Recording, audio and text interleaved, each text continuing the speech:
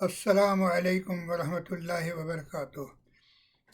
آج آپ کی خدمت میں ٹوکیو جاپان سے ڈاکٹر عبدالرحمن صدیقی آپ کی خدمت میں حاضر ہے، اور تقویٰ روح قربانی ہے۔ تقویٰ روح قربانی ہے، اس عنوان پر ذی الحجہ کی مناسبت سے، اور ابھی جلد ہی انشاءاللہ حج کا موسم بھی آ چکا ہے، اور اس کے بعد قربانی کا موسم بھی آ رہا ہے، تو لہذا اسی سلسلے سے آج تھوڑی سی گفتگو آپ کی خدمت میں پیش کی جاتی ہے۔ انشاءاللہ جولائی کی 20 تاریخ کو یا ایک دن آگے یا پیچھے حج ہوگا، اور اللہ قبول فرمائے۔ سابقہ ہر سال کی طرح اس سال کا حج نہیں ہوگا۔ کووڈ-19 کورونا کی وبا کی وجہ سے حکومت سعودی عربیہ کے حکام نے نہ صرف حجاج کی تعداد میں بڑی کمی کر دی ہے، بلکہ طرح طرح کی کئی احتیاطی پابندیاں عائد کی گئی ہیں۔ دعا ہے کہ جو لوگ حج کے لیے جائیں، اللہ رب العزت ان کی حاضری کو قبول فرمائے اور ان کے حج کو قبول فرمائے۔ آپ کو معلوم ہے کہ ان حجاج کی دعاؤں کو پوری امت اسلامیہ کے حق میں اللہ تعالیٰ قبول فرمائے گا۔ اللہ تعالیٰ ہماری قربانی کو بھی قبول کرے اور اپنی قربت عطا فرمائے، آمین۔ قربانی قربت الہی کا ذریعہ ہے۔ یاد رکھیے، ہم جو جانوروں کی قربانی کرتے ہیں، یہ قربت الہی کا ذریعہ ہے۔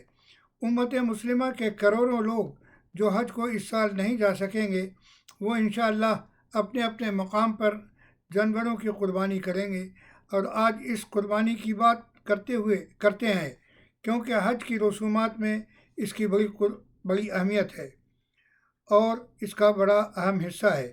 رسول اکرم صلی اللہ علیہ وسلم کے مورث اعلیٰ حضرت ابراہیم علیہ السلام نے جو قربانی اخلاص سے اللہ کے حضور پیش کی، اور اللہ رب العزت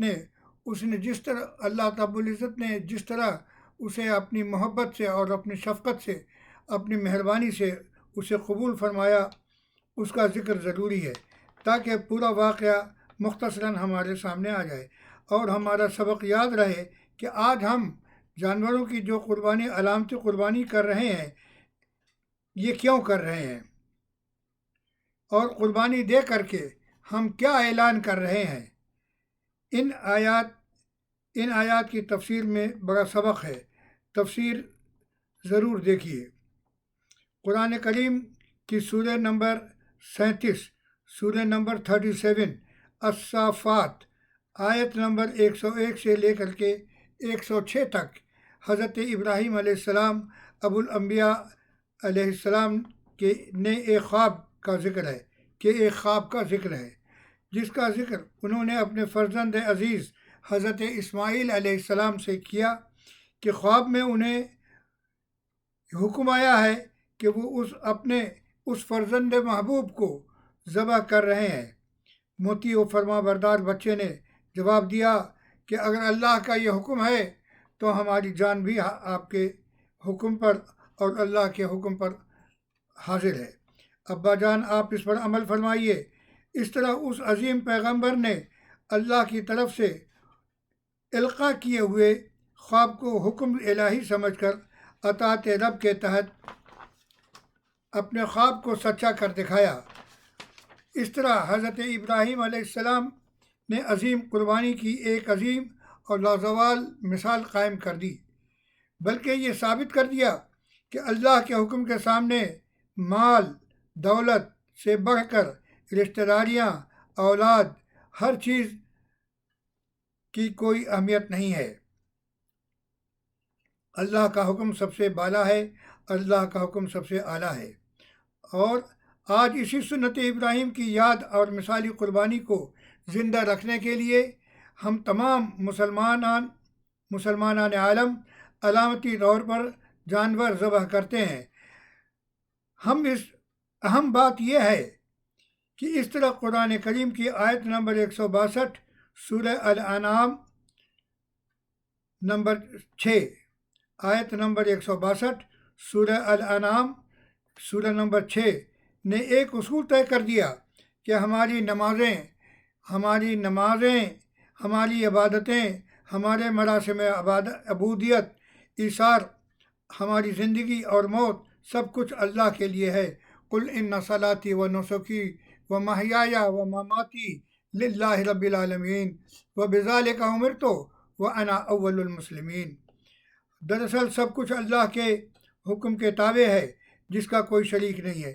اس طرح یہ بات واضح ہوتی ہے کہ جس طرح حضرت ابراہیم علیہ السلام نے اللہ تعالیٰ سے قربت حاصل کرنے کے لیے اپنے فرزند کو بھی قربان کرنے کا عملی مظاہرہ کیا، اسی طرح ہم تمام مسلمان بھی جانور ذبح کر کے اللہ کی قربت حاصل کرنے کی کوشش کرتے ہیں۔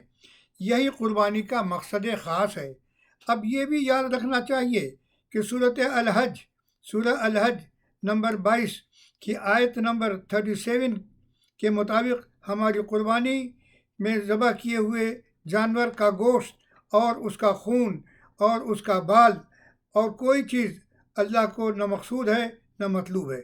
یہاں ترتیب حوالہ ترغیب بحوالہ طبرانی میں حضرت علی رضی اللہ عنہ کی حضور اکرم صلی اللہ علیہ وسلم سے روایت ہے کہ اے لوگو، قربانی کرو، جانور کا خون اجر و ثواب کے لیے بہاؤ، اللہ کی رضا کے لیے بہاؤ۔ قربانی کے جانور کا خون اگرچہ زمین پر گرتا ہے اور برباد ہوتا نظر آتا ہے، لیکن یاد رکھیے کہ حقیقتاً اللہ کے خزانے میں وہ خون اور گوشت سب کچھ پہنچ جاتا ہے۔ دراصل یہ بات یاد رکھنی چاہیے کہ جو چیز اللہ کے خزانے میں پہنچ جاتی ہے اس کی بڑی قدر و منزلت ہوتی ہے اور اجر و انعام بے حساب ہوتا ہے۔ یہ حدیث کا مفہوم ہے۔ اللہ کے خزانے میں اخلاص والی قربانی جمع کرنا ہی عقل مندی ہے۔ اوپر کی آیت نمبر 162 سورہ نمبر 6 کا ذکر آ چکا ہے۔ اب یہاں ایک حدیث بھی آپ کی خدمت میں پیش کی جاتی ہے۔ اس سے معلوم ہوتا ہے کہ اللہ تعالیٰ کو پہلے قرآن کی آیت بھی پیش کی گئی، پھر حضرت علی کی حدیث بھی پیش کی گئی۔ دونوں سے یہ بات ہمیں معلوم ہو گئی کہ اللہ کو قربانی پیش کرنے والے کا خلوص، پرہیزگاری، رضائے رب مطلوب ہے۔ اللہ تعالیٰ کو نہ گوشت درکار ہے نہ خون درکار ہے۔ دراصل تھوڑی سی وضاحت کے لیے میں بیان کرتا ہوں کہ جانور ذبح کرتے وقت ہم دراصل تمام شیطانی خیالات کو، اللہ کی نافرمانی کو، شریعت اسلامی کے احکام کی مخالفت کو، رسول اکرم صلی اللہ علیہ وسلم کی سنتوں کی حکم عدولی کو، اپنی ریاکاری کو، جھوٹ کو، غیبت کو، سود خوری کو، نمازوں سے لاپرواہی کو اور فحش اعمال سے، بلکہ تمام گناہوں کو ہم یہاں پر ذبح کرتے ہوتے ہیں۔ ہم ان تمام چیزوں کو اللہ کی راہ میں ذبح کرتے ہیں اور چھوڑنے کا اعلان کرتے ہیں۔ ہم سنت ابراہیم اور اللہ اور اس کے رسول صلی اللہ علیہ وسلم کے احکامات کی پابندی کا وعدہ کر رہے ہوتے ہیں۔ گوشت، ہڈی، چربی، جھلی، چمڑا، کھال یا بال، یہ سب کچھ یہیں رہ جاتا ہے اور مٹی میں مل جاتا ہے، تقسیم ہو جاتا ہے۔ اللہ کو تو بندے کا امتحان مطلوب ہوتا ہے۔ یہ بندہ دکھاوے اور ریاکاری، شہرت اور واہ واہ کے لیے جانور ذبح کر رہا ہے یا قربت الہی کے لیے۔ اللہ تعالیٰ کو تو سب کچھ معلوم ہے۔ اسی نیت پر قربانی کی قبولیت کا انحصار ہے۔ آپ کو اور ہمیں خود فیصلہ کرنا ہوگا کہ ہم جانور ذبح کرتے وقت کیا نیت رکھتے ہیں، دکھاوے کی نیت ہے یا کہ اللہ تعالیٰ کی رضا مطلوب ہے۔ اسی نیت پر قربانی کی قبولیت کا انحصار ہے۔ یاد رکھیے، اسلام میں 4 فرض ہیں: نماز، روزہ، زکوٰۃ، حج۔ مسلمان کسی ایک کو بھی چھوڑ نہیں سکتا۔ کسی ایک یا 2-3 کو ادا کرنا، یا ایک کو ادا کر دیا دوسرے کو ادا نہیں کیا، تو یہ کسی ایک کو ترک کر دیا دوسرے کو اختیار کر لیا، یہ ایمان کے لیے نہایت ہی خطرناک چیز ہے۔ اگر غفلت ہے تو ہمیں توبہ کرنی چاہیے اور اپنی اصلاح کرنی چاہیے، یہ ہمارا فرض ہے۔ اگر ممکن ہو تو اپنے تعلقات والوں کو بھی یہ بات بتائیے اور یہ پہنچائیے۔ ہمیں یہاں جانور کی عمر، دانت، عیب وغیرہ، اس کا پیر کیسا ہے، اس کا رنگ کیسا ہے، اس قسم کے مسائل پر بحث نہیں کرنی ہے۔ یہ تفصیلات آپ کتابوں میں دیکھ سکتے ہیں، اور بہت سے لوگوں کو بہت سے باتیں پہلے سے ہی معلوم ہوتی ہیں۔ آپ اپنے مسجد کے امام سے یا کسی عالم سے بھی معلومات کر سکتے ہیں۔ کسی سے کوئی بات معلوم کرنا اور پوچھنا، اس میں کوئی شرم کی بات نہیں ہے۔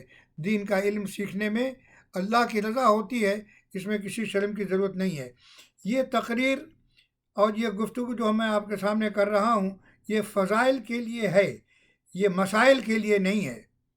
اب ذرا آگے بڑھ کر غور کرتے ہیں تو قرآن نے شروع میں ہی آیت نمبر 4 سورہ الفاتحہ میں نمبر 1 میں بندوں سے دعا کروائی کہ اے اللہ، اے مالک، ہمیں اپنی مہربانی سے اہدنا صراط المستقیم، اہدنا صراط المستقیم، یعنی ہم نے اللہ سے ہدایت مانگی، سیدھا صاف راستہ اور مانگا ہے اللہ سے کہ اے اللہ تو اپنی رضا کا راستہ دکھا دے۔ تو دوسری ہی صورت میں البقرہ میں آیت نمبر 2 میں اللہ تعالیٰ کی طرف سے جواب ملتا ہے، تمہیں ایسی کتاب دی جاتی ہے جس میں کوئی شک و شبہ، ھدی للمتقین الذین یؤمنون بالغیب ویقیمون الصلاۃ ومما رزقناہم ینفقون۔ یعنی پہلی صورت میں اللہ سے ہم نے ہدایت مانگی، اور دوسری صورت میں فوراً اس کا جواب آ گیا کہ تمہیں یہ کتاب دی جا رہی ہے، تو یہ کتاب تمہارے لیے، اس کتاب میں متقی لوگوں کے لیے ہدایت ہے۔ متقی وہ لوگ ہیں جنہیں خوف خدا نافرمانی سے روکتا ہے، اور جنہیں قبر و قیامت کا سوال کا خوف ہوتا ہے۔ گویا دعا قبول ہو گئی۔ اب بات ختم کرنے سے پہلے روح قربانی پر یہ چند جملے عرض کرتا ہوں۔ ہر کام، ہر عمل، ہر چیز، ہر پھل، ہر غذا، سب کی ایک ظاہری شکل ہوتی ہے، اور ایک شکل ہوتی ہے، اور اس کا ایک مزہ ہوتا ہے، اس کی ایک خصوصیت یا خاصیت ہوتی ہے۔ مثلاً سیب ہے، یا انگور ہے، یا تربوز ہے، یا نارنگی ہے، یا اور کوئی پھل ہے، یا ناریل ہے، ہر چیز کا، یا مثلاً آج کل آم کا موسم ہے تو یا آم ہے، یہ تمام پھلوں کی ایک شکل ہوتی ہے۔ کوئی زرد ہے، کوئی سرخ ہے، کوئی گول ہے، کوئی سخت ہے، کوئی لمبا ہے، کوئی ہرا ہے، کوئی طرح طرح کا ہے اس کا۔ تو یہ تو ہوئی ان پھلوں کی ظاہری شکل، مگر اصل چیز جو ہے وہ ان پھلوں کا مزہ ہے۔ ان سب میں توانائی کی خصوصیت، وٹامن، مٹھاس، فرحت، لذت اور صحت کا کیا مادہ ہے، اور اس میں کتنا وٹامن ہے، کتنا مزہ ہے، یہ ہے اصلی چیز۔ بس یہی حال ہماری عبادت کا ہے، اور ان کی اصلیت اور خصوصیت اور صفات کا ہماری فرض عبادات اور نیک اعمال کو اس مثال پر پرکھ سکتے ہیں۔ حج کی رسومات میں ان کا ایک پس منظر ہے۔ روزہ رمضان بھوک پیاس کا ایک ظاہری ہے، مگر اللہ کے حلال سے بھی رمضان کے مہینے میں آدمی رک جاتا ہے۔ حج بھی کی کچھ رسومات ہیں جو نظر آتی ہیں، اور حلال سے بھی رمضان کے مہینے میں ہم رک جاتے ہیں۔ یہ روزے کی روح ہے۔ زکوٰۃ ظاہرہ تو مال ایسا معلوم ہوتا ہے کہ ہم زکوٰۃ کا مال نکال رہے ہیں اور مال گھٹ رہا ہے، لیکن دراصل بات یہ ہے کہ ہم اللہ کی رضا حاصل کرتے ہیں، اور اللہ کی رضا جو حاصل ہو جائے تو یہ تھوڑا سا مال نکالنے سے کہیں بہتر ہے۔ اسی طرح سے نماز تو ظاہر ہے کہ قیام ہو رہا ہے، رکوع ہو رہا ہے، سجدہ ہو رہا ہے، مگر نماز کی روح جو ہے خشوع ہے، خضوع ہے، اخلاص ہے، اور انکساری ہے، اللہ کے سامنے کھڑے ہونے، اللہ سے ہم کلام ہونے کا خیال ہے۔ دراصل یہ ہے روح نماز۔ اس اشارے سے سمجھ میں آ جانا چاہیے کہ اس کوشش میں کامیابی ہے، اسی کوشش میں کامیابی ہے۔ ہمارا آپ کا کام کوشش کرنا ہے، اور اللہ کا کام اللہ چاہے تو اپنی مرضی سے اسے قبول کر سکتا ہے۔ آپ کو اگر یہ باتیں پسند آئی ہیں اور روح قربانی سمجھ میں آ گئی ہے، تو ہماری آپ سے یہ درخواست ہے کہ آپ زیادہ سے زیادہ اس گفتگو کو، اس بات کو اپنے گھر والوں کو، اپنے دوست احباب کو بھی پہنچائیں، اور اس چیز کو، ہماری اس چھوٹی سی گفتگو کو دوسروں تک پہنچانے میں ہماری دعوت اسلامی کے کام میں ہمارا ساتھ دیجیے۔ اللہ تعالی ہمیں اور آپ کو قربانی کر کے قربت الہی حاصل کرنے کی توفیق عطا فرمائے۔ وآخر دعوانا ان الحمد للہ رب العالمین، والصلاۃ والسلام علی سید المرسلین خاتم الانبیاء والمرسلین۔